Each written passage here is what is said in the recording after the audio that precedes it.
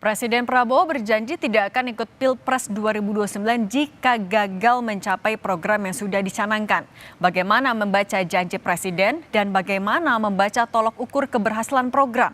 Kita bahas bersama Direktur Eksekutif Parameter Politik Adi Prayitno. Mas Adi, selamat petang. Selamat petang, Mbak. Mas Adi, Februari Partai Gerindra sudah deklarasi mau dukung Prabowo Subianto nyapres di 2029. Sejumlah partai politik juga sudah mendeklarasikan dukungan itu, misalnya PAN. Tapi sekarang bilang nggak akan nyapres kalau gagal program-programnya. Apa yang bisa kita baca dari janji Presiden ini? Ya, saya kira memang ini adalah satu statement politik yang cukup diplomatis. Tentu untuk menghindari agar tidak ada tuduhan-tuduhan bahwa Prabowo itu punya ambisi untuk kembali menjadi calon presiden untuk yang kedua kalinya. Kesan yang ingin disampaikan itu adalah bahwa saat ini Prabowo Subianto memaksimalkan seluruh energi dan kemampuannya adalah hanya untuk bekerja untuk rakyat.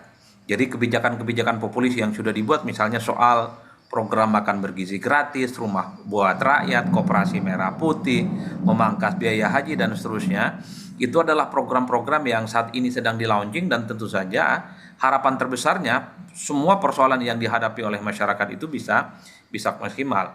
Oleh karena itu, kalau saya hitung rata-rata secara umum, ini adalah pernyataan Prabowo yang kesekian kalinya ketika muncul dukungan Prabowo untuk maju kembali di 2029.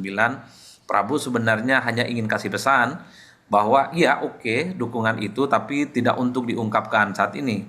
Apalagi di era medsos yang serba terbuka, tentu untuk mengantisipasi tuduhan-tuduhan ini baru jadi presiden 6 bulan, tapi kemudian memunculkan wacana untuk maju yang kesekian kalinya. Bekerja dulu, baru kemudian terkait dengan Pilpres itu belakangan.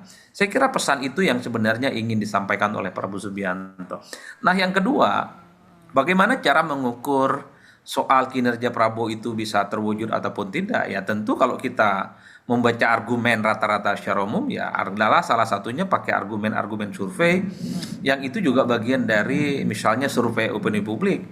Misalnya memasuki 100 hari ataupun 6 bulan kinerja Prabowo Subianto, saya kira memang tingkat approval rating dan kinerjanya kan diapresiasi.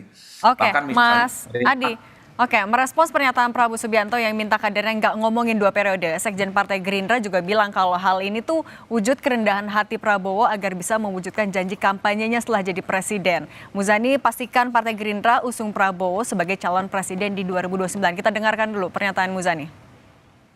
Tapi tentu saja sebagai orang yang kita calonkan sebagai ketua dewan pembina, beliau rendah hati, beliau anda pasor, beliau menghargai keinginan kader, termasuk kemarin Tunas Indonesia Raya yang merupakan sayap partai. Beliau menghargai, akan tetapi beliau ingin agar pemerintahan yang belum setahun ini diberi kesempatan untuk membuktikan semua janji kampanyenya agar beliau bisa berkonsentrasi menjalankan itu, dan kami menghargai itu. Partai Gerindra dari awal sudah pasti bahwa keputusan Kongres kita minta Pak Prabowo untuk bisa maju dan dicalonkan oleh Partai Gerindra dalam Pilpres 2029. Itu keputusan Kongres.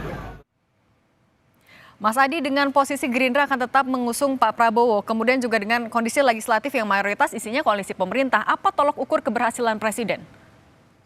Ya, saya kira memang yang tadi sudah saya sebutkan adalah survei opini publik atau pendapat-pendapat publik yang saya kira kalau diukur 100 hari kinerja, 6 bulan kinerja, saya kira kan memang mendapatkan respon yang cukup positif. Karena minimal dari segi kebijakan misalnya, begitu banyak kebijakan-kebijakan politik Prabowo Subianto yang dinilai populis, pro rakyat, dan down to earth. Misalnya soal program makan bergizi gratis, ya suka tidak suka. Terlepas dari misalnya ada beberapa persoalan secara teknis itu yang menghambat misalnya, tapi kan semua orang happy dengan adanya program makan bergizi gratis.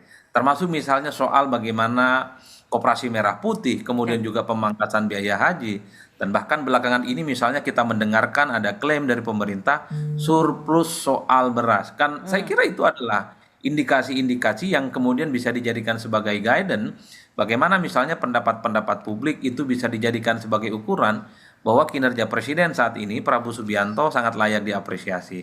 Nah, yang kedua yang berdasarkan argumen-argumen kualitatif Apa argumen kualitatif? Ya tentu adalah pendapat-pendapat elit, pendapat-pendapat para ahli yang memang cukup paham bagaimana cara kinerja pemerintah saat ini. Kalau kita menggunakan pendekatan semua partai politik dan di DPR ya, saya kira memang semuanya mengapresiasi. Minimal di 6 bulan Prabowo Subianto jadi presiden, semua sangat mendukung dan mensupport apa yang sudah dilakukan, terutama program yang pro rakyat. Oke. Meski harus diakui ada kanan kiri, terutama kelompok-kelompok aktivis yang masih kritis ya, yang menganggap bahwa program yang dinilai pro rakyat ini masih perlu dibenahi satu persatu. Oke. Misalnya ada yang keracunan makan bergizi gratis, bagaimana implementasi program-program populisnya di masa-masa yang akan datang. Oke, itu juga jadi Tapi- PR selain dari tolak ukur keberhasilan ya, Mas Adi Prayitno. Terima kasih sudah berbagi di Kompas Petang. Sehat selalu ya, Mas Adi. Ya, Mbak.